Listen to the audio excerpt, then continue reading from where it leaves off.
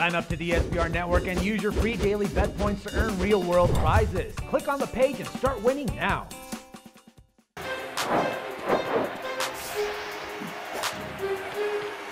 Hi, welcome to SBR Forum Videos. I'm Peter Loshak. We are previewing the first round of the 2014 NBA playoffs. Right now we are talking with Joe Duffy from OffshoreInsiders.com. NBA is one of his top sports that he handicaps. Is that correct, Joe?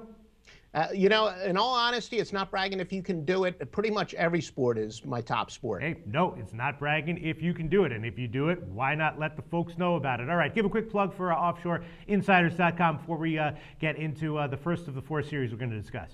Well, one of the many things you're going to love, people like to discuss the pros and cons of the zigzag theory, which does not work, but it's got a very good-looking stepsister. It's the bounce back. That's one of the many reasons I've had some great NBA playoffs at OffshoreInsiders.com. You'll see in the analysis exactly what I'm talking about. Sounds good. Well, the first series that we're going to discuss here is the Mavs and the Spurs. That's the 8-1 matchup in the West, of course. And the Spurs, you know, the top seed, they have home court advantage throughout the playoffs, but they have struggled with the athleticism of top teams like Miami and Oklahoma, and the players aren't getting any younger. I think they're pretty clearly a tick below their level of play last year, although they're obviously still one of the elite teams in the NBA. At 5 dimes right now, the Spurs are minus 700 to win this series. The Mavs are plus 500 on the other side. So that gives them about an 85% chance of winning this series. I mean, that's kind of that's a little bit of a diss, I think, to the Mavs. They have only a 15% chance of beating the Spurs. Maybe it's justified. Both these teams were over-trenders on the year. The Spurs were 44-37, Dallas 45-37. So I'm thinking that maybe we might see some overs here. That Dallas' strength is on offense. They're a little bit weak on defense. What's your take on this series? You think that the Spurs should have about an 85% chance of winning? Yeah, there's definitely no value in the big dog here. San Antonio, you are correct. They are getting up there in age, but one of the more amazing statistics, the Spurs are the first team since the merger of the ABA and the NBA many, many years ago without one player. They have no players on their team that are averaging more than 30 minutes. Greg Popovich, we know a couple years ago, he really upset then Commissioner David Stern because he would at times just completely rest his star players for games. They would just skip games. They wouldn't even show up at the arena. But Popovich knows what he's doing.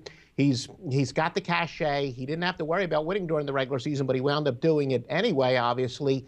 His players are built for the postseason. The big three in particular, they're very well rested. They were paced. They match up against Dallas extremely well. But yeah, the Mavericks do have Dirk Nowitzki. Yeah. Nowitzki's a guy, up there in age, but it's just a gross mismatch. The Mavericks are not going to win this series. Let's just get your thoughts on maybe possible value with some of these game lines throughout the series. The Spurs are a 9-point home favorite in the opening game. Totals 206.5. Both these teams were slightly good bets on the year, though. Dallas 44-38, the Spurs 45-37. But Dallas went 6-9 against the spread in their last 15, and the Spurs started to become a covering machine at the end of the year, as they have been in previous years. The Spurs went 17-6 against the spread in their last 23 games. But look at that, 9 points in the opening game. That's kind of that's a high NBA spread.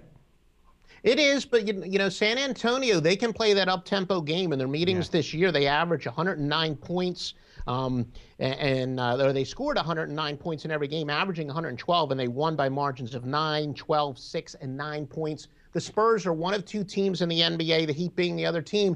They've got the ability to turn it up at any time. They've shown that in the past. The 9 points really isn't all that much. This is a big mismatch. I do know that in many cases where you have a number 8 seed, they can ride the emotion in game 1 and at least take it down to the wire. But I think now San Antonio, they're too experienced. As I said, they know when to turn it up a notch. I don't believe that Dallas is going to catch them off guard because they do have Nowitzki, they're the in-state rival. I don't think this is one of those cases where the number 8 team is going to be able to, on emotion, keep the first game close. So I would say the Spurs, despite, and I'm not somebody who likes to lay chalk, but San Antonio, I think, should dominate this. All right. Joe Duffy from OffshoreInsiders.com. Thanks so much for your thoughts on this.